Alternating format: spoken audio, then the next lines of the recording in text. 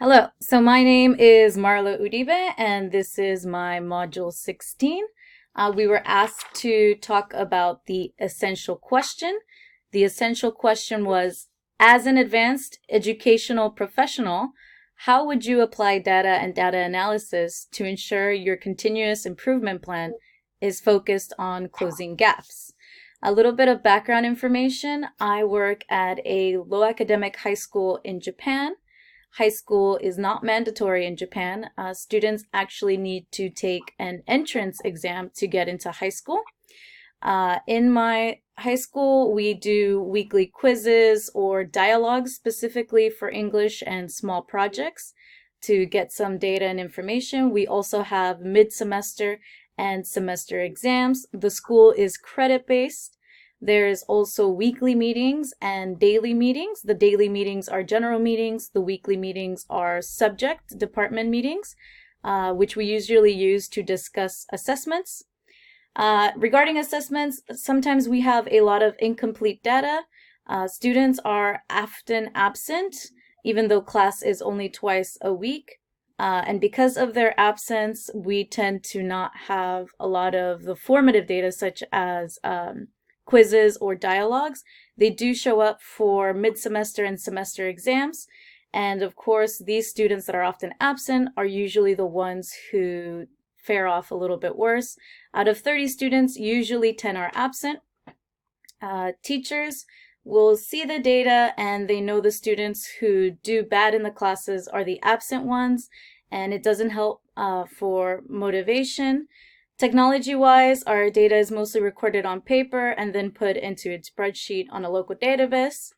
However, older teachers don't know much what to do with it, and they're not really willing to try out other technologies. They often feel a little unmotivated to use data approaches to improve on learning styles. Out of 10 teachers, maybe 5 of them are like this. What else? Let's see. We have used data to make changes during our weekly meetings. We found that because we were grading the daily dialogues and the small projects, a lot of the students that were absent, the lack of points really hurt their grades.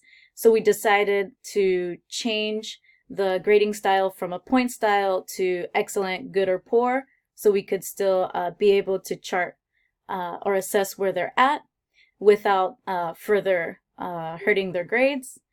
Let's see. I would like to see the data applied for more individualized learning for the students, and I would like to find a way to deal with the lack of assessment on the students who are absent. So.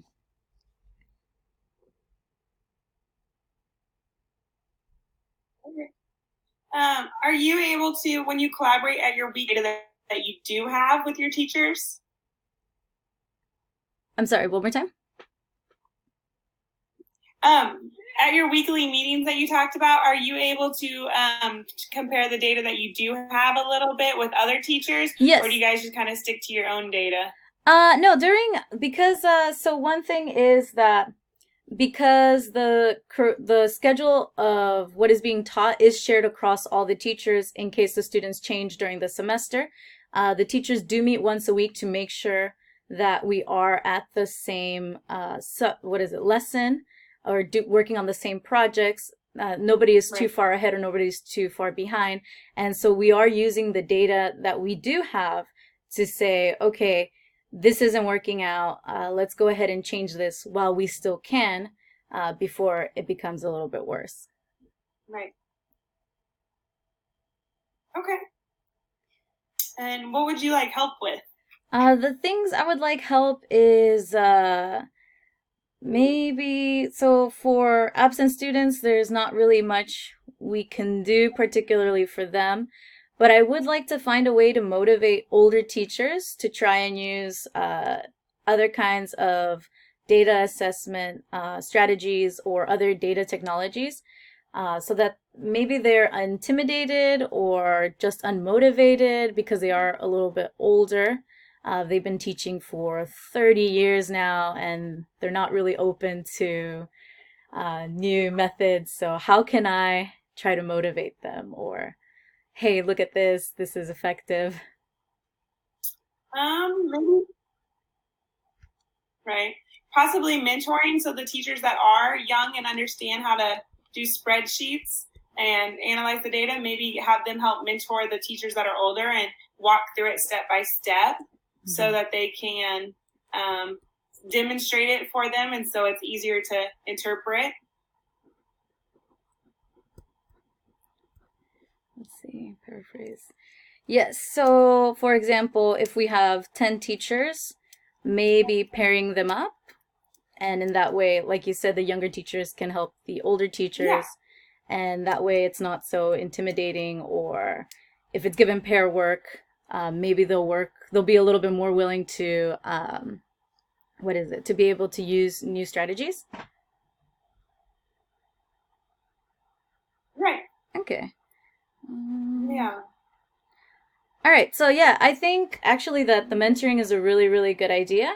And I think it kind of takes pressure off of the older teachers from having to start from scratch because someone is helping them along the way. And it's not as, it doesn't hurt their feelings because they're the older teachers. I think a pair and a pair grouping with the teachers would be really, really good. So thank you very much.